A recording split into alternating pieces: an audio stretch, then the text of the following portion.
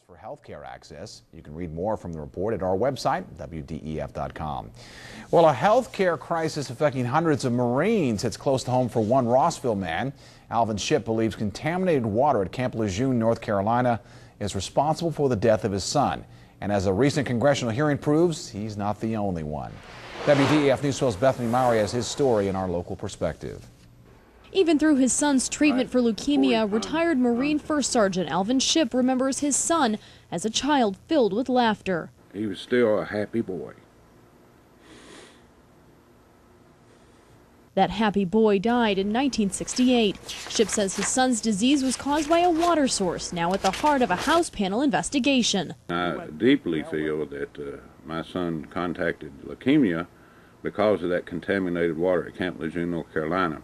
Like tens of thousands of others, Shipp and his family lived at Camp Lejeune between the 1950s and 1980s. During that time, the federal government says toxins from a Camp Lejeune dry cleaners contaminated the water source. Toxins scientific studies link to leukemia. Shipp's son was conceived on the base and lived his short life there. He died in '68, and I didn't find out about this until about 2002. Through newspaper articles. A CBS report detailed more than 800 residents suffered similar situations. In recent congressional hearings, studies show the amount of toxin in the water was nearly 40 times the current maximum level.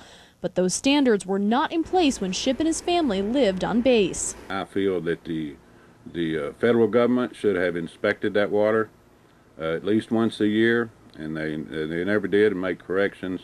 Now he says he spends his retirement in Rossville fighting to repair the turmoil caused by the loss of his son. Shame on the federal government. Exactly the way I feel about it. In Rossville, Bethany Mowry, WDEF News 12.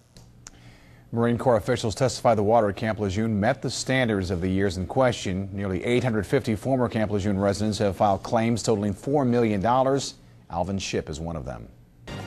Now, your Storm Team 12 24-hour.